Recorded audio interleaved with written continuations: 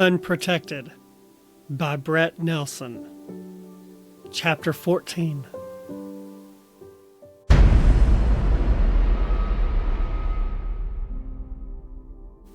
Enoch Wallace sloshed through the knee-high grass at 2 a.m. The full moon sprayed a swath of moonlight over the rolling terrain. A flashlight would have made the hike through his property easier, but he wasn't willing to risk detection. He even forewent the ease of his noisy ATV and instead walked the acreage all the way to the back on foot, no easy feat, especially for one in advanced in age as he. By his estimation, it took him about 5 minutes to walk an acre. He exercised more caution at night than he would have during the day because the last thing he needed was a sprained ankle or worse.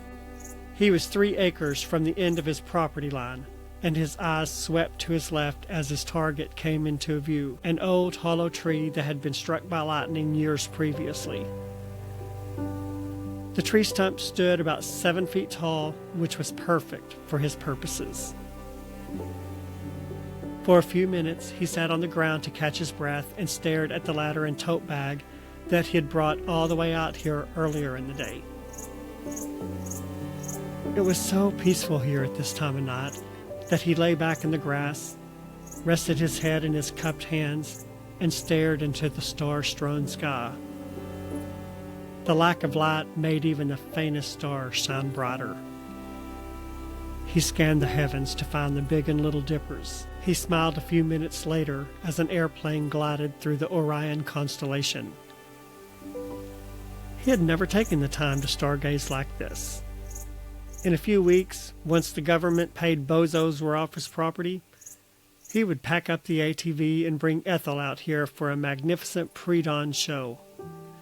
He might even buy a telescope so they could take a closer look at the moon's craters. Ethel would get a kick out of that. As his eyes searched the sky and horizon, his eyes stayed attuned to the world around him, lest a wild animal sneak up and leave him a mangled and bloodied mess. The worry had eluded him on the trip here because he had several loaded guns to protect himself. On the way home, though, was another story. Without a gun, he was at the mercy of anything that lurked in the shadows. Nearly 20 minutes later, he struggled to his knees, then to his feet. With a series of metallic clanks that sounded loud in the quiet morning, he extended the ladder and propped it against the tree.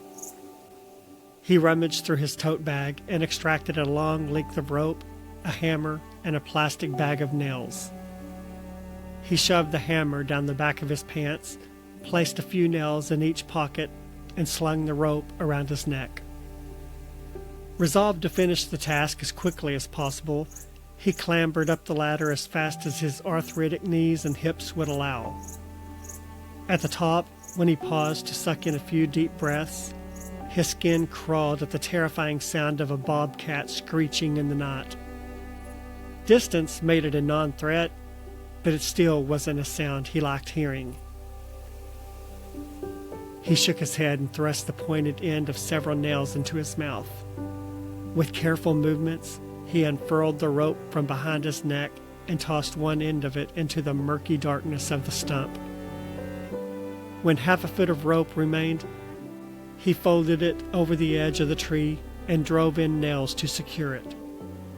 He dug more nails from his pocket, clamped his lips around them, then took another couple of steps up the ladder until he could look down into the tree stump. This was the part of the exercise that scared him the most.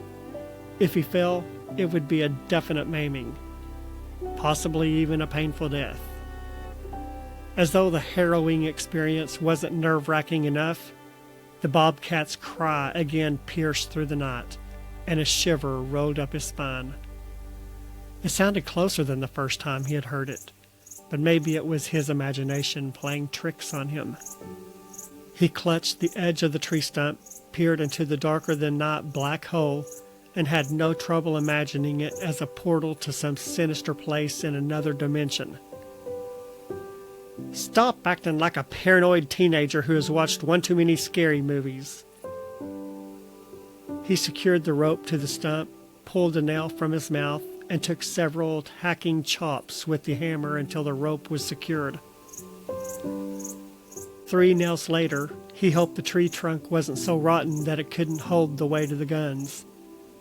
On impulse, he added more nails, both inside the tree and out, to give it more stability. He pulled the rope out of the tree, then scurried down the ladder. Once back on solid ground, he stood with his hands on his hips and drew in several deep breaths. Another shiver racked his body when the bobcat shredded the knot with a wail. This time he was certain of it. The bobcat was closer, and he wondered if it somehow knew he was there. There was little time to lose, so he bent down and tied the rope onto the bag with a series of intricate knots. He lugged the waterproof bag of guns onto his shoulder with a grunt, then began the slow ascension back up the ladder. Every time he conquered a step without toppling to uncertain demise, he paused to reward himself with a series of breaths before taking the next. At the top of the hollowed-out stump, he struggled to wrestle the bulky mass to the hole of the abyss. He muttered a string of profanities when the bobcat again made his presence known. When the bag finally dropped into the hole, he lost his grip on the rope, and it plummeted to the bottom of the tree stump, something he had hoped to avoid. The last thing he needed was a gun accidentally going off and shooting him, or the sounds of gunfire drawing unwanted attention. He pulled on the rope and nearly toppled off the ladder when it came to a sudden stop, presumably snagged on something inside the tree trunk.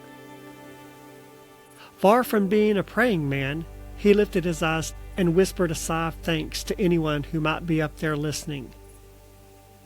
He yanked the rope until it pulled free of the obstruction, then lowered it again. He had given the rope an extra foot of slack so the guns would come easily to rest on the floor of the stump. He ambled down the ladder and plopped back onto the ground with a burst of gratitude that something catastrophic hadn't happened.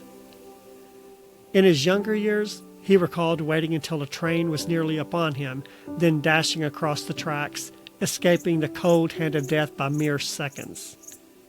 It was the reckless behavior of a youngster who thought death would never touch him. And even now, the physical prowess of his younger years made a smile touch his lips. Now, in old age, he could barely climb 7 feet up a ladder without gasping for breath. He tossed his hammer into the nylon bag, slung it over his shoulder, and retracted the ladder with another deafening clatter. As if in response to the shattered silence of the night, the bobcat answered with a blood-curdling scream. He headed for the long trek home as another shiver raced up his spine.